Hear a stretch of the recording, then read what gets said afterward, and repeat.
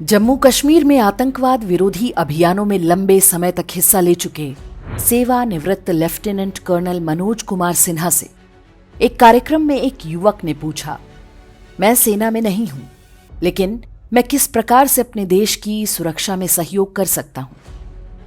Lieutenant colonel Sinha ने जो उत्तर दिया, उसे हर भारतीय को सुनना और समझना चाहिए। सिंपल बता रहा हूं मैं, देशी बताऊंगा मैं। Learn to fight. Smitesh Gawali, everybody, learn to fight. And you want to help the armed forces in war? I'll tell you now. In 1965, when the war broke, there was a bunch of jokers in UP. When the army was moving out of the cantonment, they dug the road so that they do not reach the borders. Ladies and gentlemen, whenever that happens again, we have enough jokers in our country ready to do that, and they are planning. Are you guys ready to fight them here? Because वो army नहीं लड़ेगी. I'm telling you the battle that you need to fight. Get ready to do that. Get organized and be ready for that, because those jokers are getting organized. And you know what you got to protect? No armed forces and no paramilitary forces can protect. You know what we need to protect? We have about 1.5 lakh kilometers of highways with thousands of bridges in between. We have railway tracks, 1.3 lakh kilometers. We have extra high voltage transmission lines, 1.8 lakh kilometers. We have optical fiber cable network into the ground, which is 36 lakh kilometers. Then all of these can be physically attacked and destroyed at all these places. कोई सेना, कोई paramilitary force नहीं रोक सकती है। ये आपको खड़े होकर रोकना पड़ेगा अगर देश को जरूरत पड़ी। लेफ्टिनेंट कर्नल सिन्हा किन जोकरों की बात कर रहे हैं, ये आप भी अच्छी तरह से जानते होंगे। कहने की आवश्यकता नहीं। उनमें से एक जोकर की करतूत कुछ समय पहले समाचार वेबसाइट्स पर प्रकाशित भी हुई थी। 1965 के युद्ध में जब रामपुर आर्मी कैंटोनमेंट से भारतीय सेना की बटालियन निकली, तो बाहर उन पर भारी पथराव किया गया। रास्ते में सड़कें खुदी हुई थीं ताकि टैंक और तोपें सीमा तक ना जा पाएं। उस केस में समाजवादी पार्टी के नेता आजम खां का नाम सामने आया था, जो तब केवल 17 वर्ष का था। बाद में वो अलीगढ़ मुस्लिम यूनिवर्सिटी चला गया, फिर नेता बनकर लंबे समय तक विधानसभा और संसद में बैठा। 1965 के युद्ध में हवाई हमलों की आशंका के कारण देश के कई क्षेत्रों में रात के समय ब्लैकआउट की घोषणा की गई थी। लोग रात में बिजली नहीं जलाते थे ताकि दुश्मन के लड़ाकू विमानों को नीचे ना दिखाई दे। सबसे अधिक खतरा प्रयागराज में एयरफोर्स स्टेशन पर था। पुलिस ने कुछ लड़कों को पकड़ा जो रोज आधी रात के बाद छतों पर चढ़कर टॉर्च जलाते थे। आप समझ सकते हैं कि बंटवारे के बाद से ही कैसे गद्दारी का खेल शुरू हो चुका था। देश भर में ऐसी कई घटनाएं हुई थीं, लेकिन युद्ध के माहौल में दबा दी गईं। तब से लेकर आज तक स्थिति और भी बिगड़ चुकी है।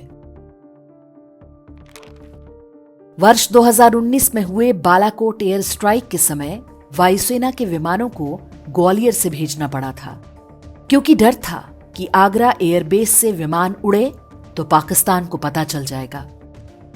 मुंबई समेत देश के सभी महत्वपूर्ण हवाई अड्डों और एयरबेस के आसपास अवैध झुग्गी बस्तियां दिख जाएंगी। जब भी इन्हें हटाने की बात होती है, या तो राजनीति आड़े आ जाती है या अदालत रोक लगा देती हैं।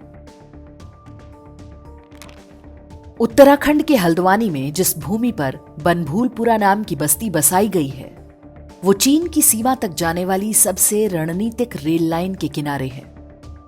लंबी सुनवाई के बाद उत्तराखंड हाईकोर्ट ने अतिक्रमण हटाने का आदेश दिया, लेकिन सर्वोच्च न्यायालय ने रोक लगा दी। कहा कि 50,000 लोगों को ऐसे नहीं हटा सकते, उनको घर और जमीन दी जाए। भारतीय कानून अतिक्रमणकारियों को ऐसी कोई छूट नहीं देता। फिर ऐसा निर्णय क्यों सुनाया गया होगा, उसका आप अनुमान लगा सकते हैं। सुप्रीम कोर्ट आज भी उस याचिका पर कुंडली मारकर बैठी है।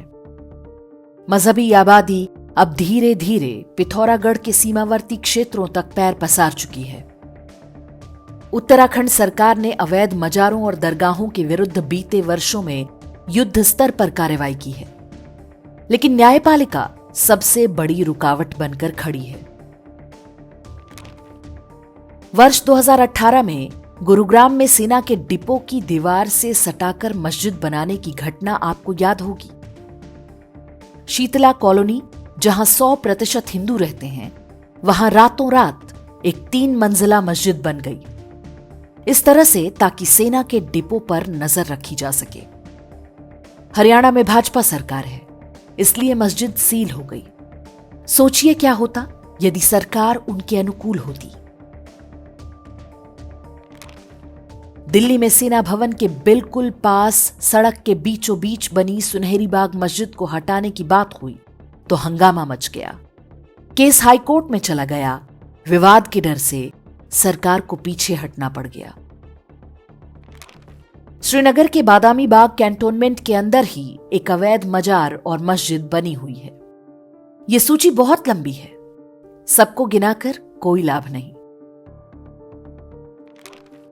बस ये तथ्य हमें याद रखना चाहिए कि वर्ष 1971 के मार्च में इंदिरा गांधी ने जब पूर्वी पाकिस्तान पर हमले का निर्णय लिया था, तब भारतीय सेना के प्रमुख जनरल सैम मानेकशॉ ने तैयारी के लिए 6 महीने का समय मांगा था।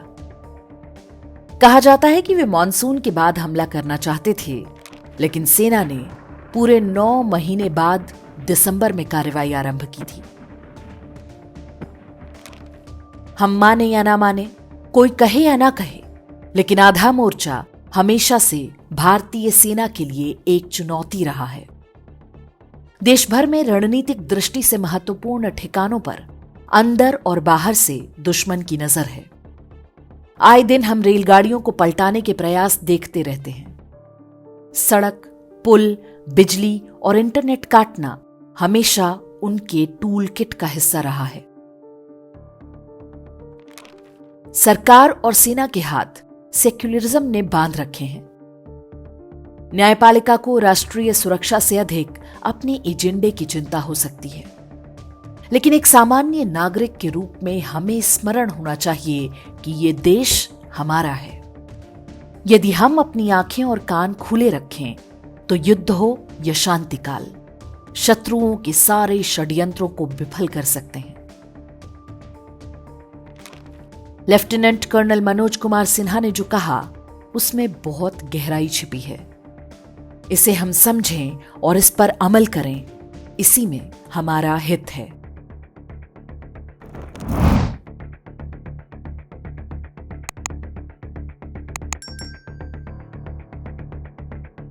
इंडेक्स ऑनलाइन के वीडियो समाज को समर्पित हैं। आप इनको डाउनलोड करके जैसे चाहे वैसे प्रयोग कर सकते हैं। चाहे तो आप हमारे टेलीग्राम चैनल से जुड़ सकते हैं, वहां सारे नए पुराने वीडियो आपको मिल जाएंगे। हमारे सोशल मीडिया लिंक हर वीडियो के डिस्क्रिप्शन में होते हैं। हमारा एकमात्र उद्देश्य हिंदू समाज को जागृत और एकजुट करना है। इसमें सहभागी बने। धन्यवाद।